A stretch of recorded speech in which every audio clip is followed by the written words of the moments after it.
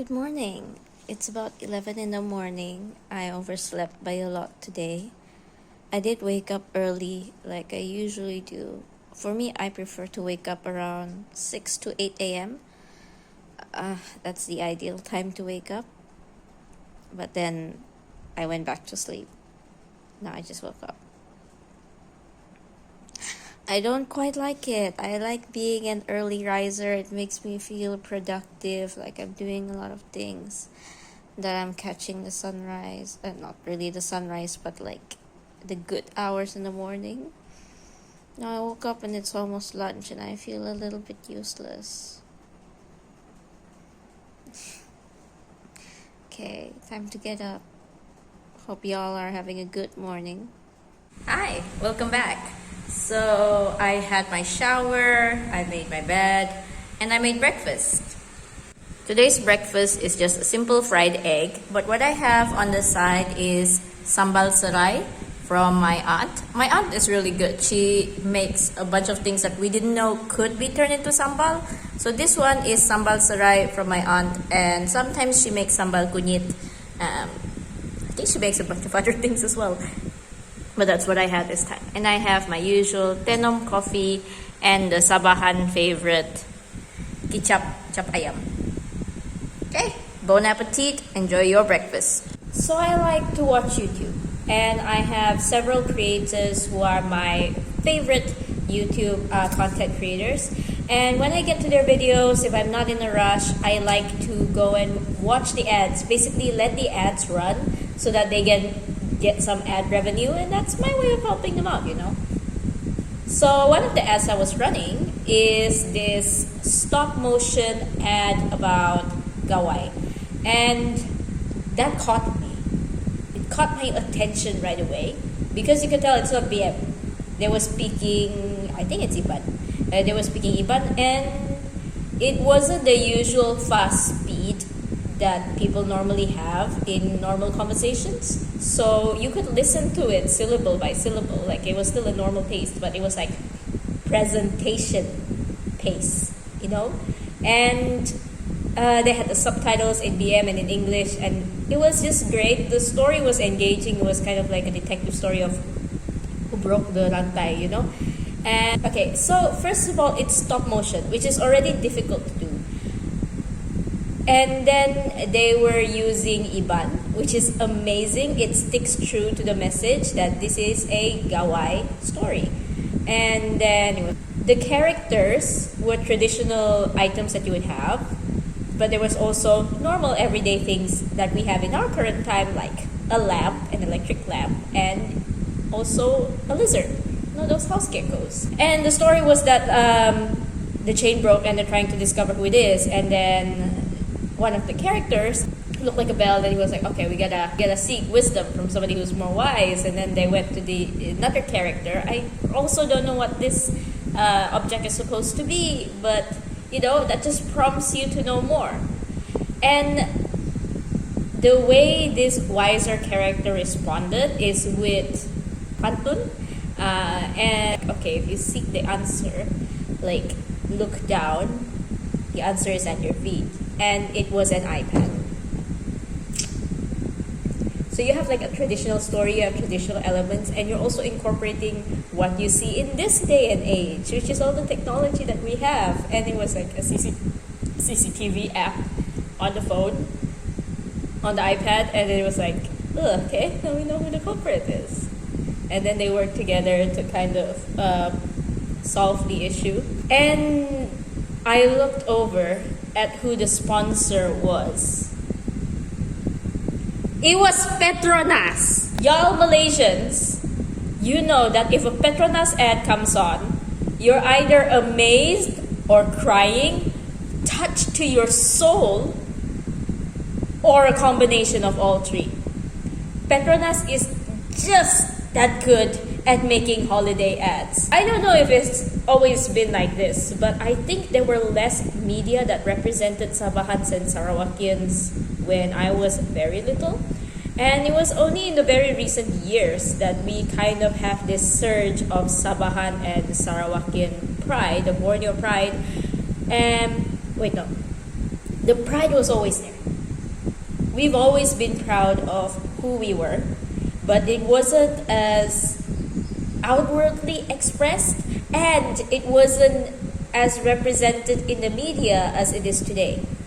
Like before this, when I was growing up, like filling in any forms, any Independence Day, Malaysia Day, stuff that we do in school, it's always like China, India, Malayu. I think a lot of us were confused, like a lot of us Bumiputras that were in Sabah. We as kids we were confused, like, oh, we're not the other two, so we must be Malayu.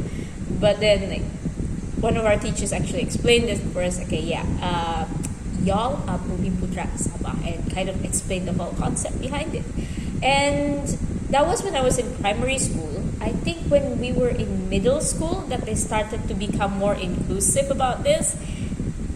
I mean, should have been inclusive from the start, but it's still a step forward, so that's good. Now every day, everywhere we go, the forms, it's like Ayu Melayu, Ayu Cina, India, Bumiputra Sabah, or Bumiputra Sarawak.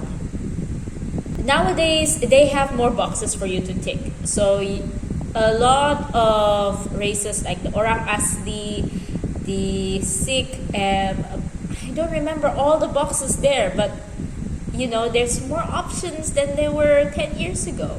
I don't know the exact timeline of everything because I'm just depending on my own memory, and I was very little when all these things transpired. So my memory is not the best, and I don't really have any data, like objective data right now. It's a positive thing, seeing these ads and reminding myself that this inclusivity is taking time, but it's getting there. Please continue to see us as people and not trample all over our culture. Thanks. Just a few days ago, there was this, I have no idea who this guy is or why he went viral, but basically this obnoxious dude was taking a piss on the, sorry if I'm pronouncing it wrong, Ngapan Iban, which is the traditional attire for women in Iban culture. And he was dissing it, taking a piss, and netizens were enraged because, you don't just disrespect other people's cultures like that. It's just not very nice to be ignorant. It's okay to not know anything, but you have to be open to learn and embrace diversity. The world doesn't revolve around you or just your culture. And this applies not just in Malaysia, but throughout the whole world as well. You can love your own culture and accept the fact that other people have their cultures and respect them as well. What is this whole rant about?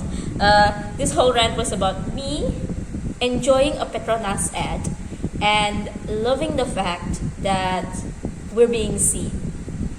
And I hope that we continue to be accepted. And I hope that other cultures will be respected and not get what's the word? Eradicated or undergo eugenics. Okay, that's the end for this bit. Ready. Hi. So for this segment, I'm not really doing much else. I think I just kind of want to talk about why I'm still here. Okay, so let me give you a brief explanation of the situation I'm in. So I work in Labuan. I am from Tenom, Sabah, and right now the place where I'm working, I teach. The place where I'm working, our institution doesn't have any classes for 2 months-ish because the semester is over, so the students have all gone back. The new batch of students will come in sometime late July. So now it is end of May and all of June, we don't have any classes. I think we need to start coming in and physically put our attendance in office sometime mid-July. But things are always subject to change because of COVID and everything. The semester ended earlier this month, so very early May. On the 12th of May, I did go back, but I didn't make it all the way to Tenom. I was at my grandfather's place. My sisters and my mom did come to my grandfather's place 2 days before I left. After that, they kind of did their own thing. And on the 22nd, I came back here to Labuan. The reason I came back to Labuan, even though we don't have any classes, was to receive the second dose of my COVID-19 vaccine. So I had the Sinovac vaccine. The first dose was on the 3rd of May. Second dose was on the 24th of May. I chose to get my second dose here because the doses are given out based on your institutions or your jabatan, your unit, whichever it is. And I guess in a way, it's kind of like when you're part of an institution and your institution has made the arrangements, you kind of get a faster track to get your vaccine. I didn't want to pass out on this opportunity because in my opinion, it would be much more difficult to get the vaccine independently if I were to go back in my hometown and kind of fight everyone else for it.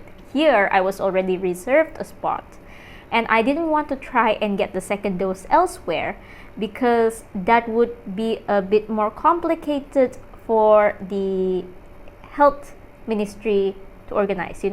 When they book you in, they kind of already reserved the first and the second dose to be in the same place. Therefore, if I went somewhere else to get that second dose, then my second dose here would need to be rearranged. Like, it doesn't really come as a set, Also, there is the possibility that if I go back to my hometown, I won't get the Sinovac vaccine. That I might, because what I know is some of my family members who are getting vaccinated in Tenom got the Pfizer vaccine. So, I feel like it was a more sure decision to take both doses here. So I came back here. And the intention is to just kind of chill around and wait until early June to go back and hopefully reach Tenom this time. I intended to wait out until the end of the Kamatan Gawai busy period, which the government realizes it is a period that people prefer to travel and see their families. So they put down a restriction between the 26th of May and the 7th of June. So I thought I could travel after 7th of June. But then cases kept going up, especially in Labuan. Labuan has only a few 10,000 people living on it. But then the daily cases reported, 2 days ago it was like 171 or 173. Yesterday it was 170. And we don't know how many more cases there will be in the upcoming days.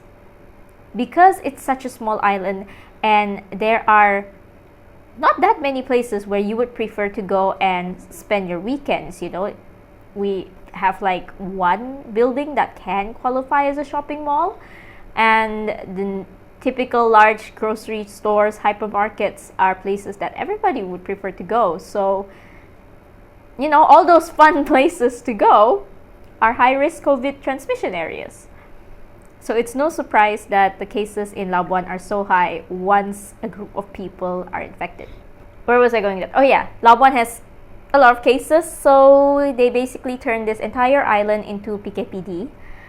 That means no one is allowed to leave Labuan, except, normal people like me are not allowed to leave Labuan, but if you're, part of the military or something, or you have official health ministry business, maybe you can make it pass, but you need special permission and all that.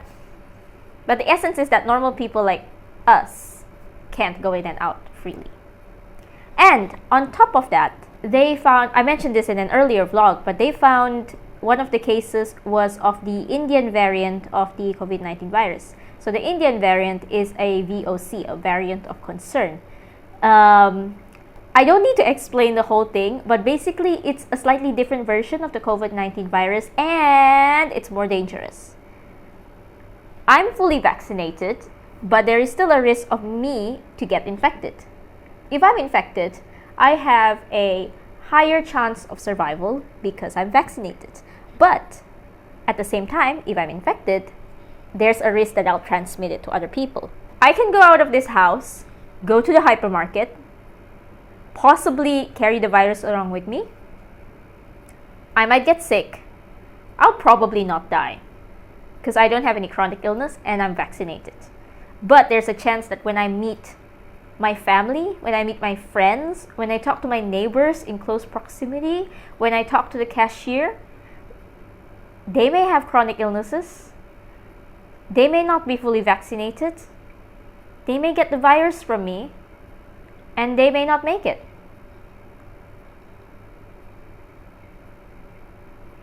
Even from the beginning of the pandemic, I think that I was one of those younger people who stand a better chance at surviving this illness if I get it.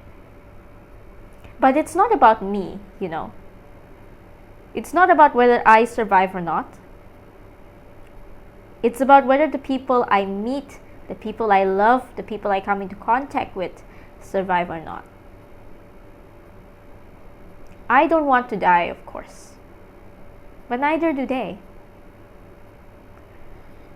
Right now, you may be sitting in your own homes. You may not have any direct family members or friends who have been infected with the virus.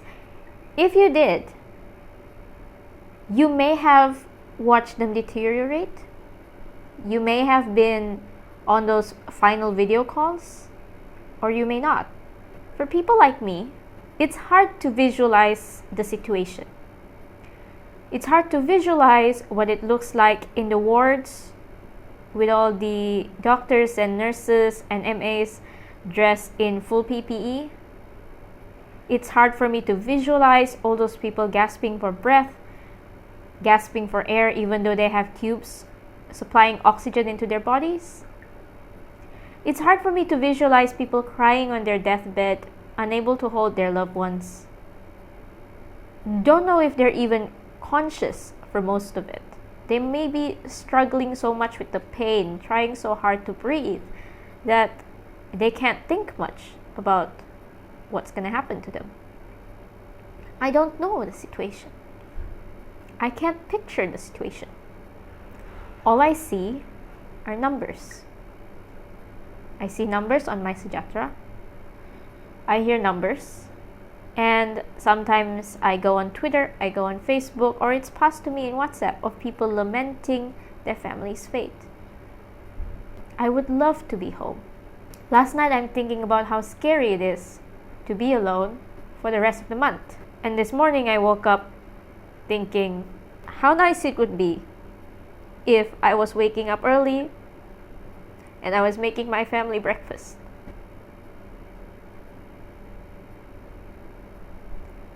Or how nice it would be to oversleep. I don't like oversleeping. I don't like sleeping in late. But how nice would it be to do that when I'm at home, with my sisters, my mom if she's home. Basically just chill and spend time with them. And I'm not. I'm here. Labuan is under PKPD until near the end of June, which is 24th of June. There's no telling if we'll be going back to normal or if this PKPD will continue. I'm staying home. I don't like being isolated from other people, but I don't want to be the reason somebody else dies. I can be responsible for my own life. I don't want to be responsible for somebody else's death. I would like to stay home. I would like to stay clear of the virus because I want the numbers to go down. I want my family to stay healthy. If I leave the island, say they do give me permission to go across, just by that slim chance, it's a very slim chance, but what if that slim chance is that one time that I take the virus and I transmit it? I'm gonna need a moment. Okay, I had my moment and I'm back. Where was I going with this video? There are ways, by hook or by crook, for me to get home. But for me to get home, it involves a ferry ride, police permit, swab test. Once I get across, I will need to drive 3 hours to make it to my home. But I am a new driver. I'm not that good at driving. And I'm not familiar with the roads. It's not a straight highway. I cannot drive the second half of the way home. Like, I am not skilled enough to make a safe journey. If anything goes wrong, even a flat tire, I don't know how to change my tire. And I'll be stranded in the middle of those country roads. And it might be at an area where there is no cell service. So I wouldn't even be able to call any emergency lines. That's one of the concerns. I could stop somewhere and then take public transport or wait for family to fetch me. But that's added inconvenience. And that is if any public transport is running. And I have to think about how the car would do if I left it somewhere where nobody is to start the engine every few days. The battery's gonna go flat, and that's gonna be added trouble when I come back. And I don't know how long I'll be stranded at home, or how the police permit would have to specify where I'm making stops. Maybe they won't allow me to go to the towns that I want to stop. If I want to go Keke and leave my car in Keke and then go back to Tenam, that's added trouble. I don't know how the police would approve that permit. This is things that I was thinking about when I was deciding whether to go back or not right after I take my vaccine. Because there was that gap between the 24th and the 26th when I could have just swooped over and got out of the island. But on the 25th, they made a decision that Sabah is, I don't remember if it was 25th or 26th, but the Sabah state government basically made a decision that they're not going to be accepting any travelers from Labuan into Sabah. And Labuan made the same decision that they're not accepting any travelers from Sabah or going out of Labuan into Sabah. I would rather be home. But I also want people to stay safe. Which is why I resigned to staying here. If the restrictions are lifted after 24th June, I don't know if I'll be able to make it home still. Because I don't know if they will make it mandatory for me to quarantine outside the house or inside the house. The people who I want to meet are high-risk individuals. So I really have to think twice before I travel back. I don't know. We'll see how things go.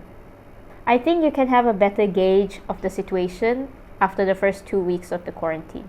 Because by then, hopefully, anybody who has contracted the virus would have shown their symptoms and they would have been screened.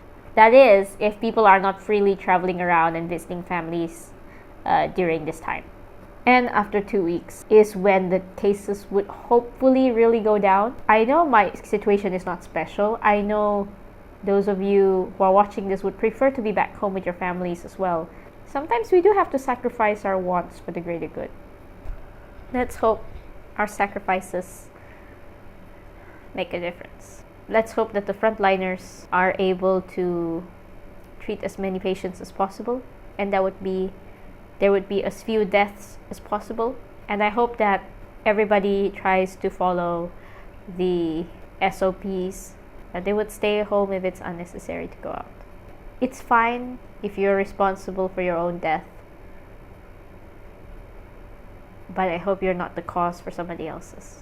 On that cheerful note, thank you for listening in. I don't know what else I'll do today. I think today will just be a more chilled day. If I really want to get out of the house, it'll just be for a short drive with just me. Stay safe. Banyak craving hari ini. Tapi hakikatnya gajian masih lama. Gimana tuh? It's time for dinner. So today I'm having rice, bakute, dry ones, and a bit of soju, not the whole bottle, and that one is water. So enjoy your dinner. I'm gonna enjoy mine. Should I dye my hair? It's now 1 a.m. and I'm almost done editing the videos for day 5. after I'm done editing the videos, I'm just going to unwind and head to bed. I am trying to upload day 4's video, which is yesterday, but the internet at my house is so bad that I started uploading at 6 p.m.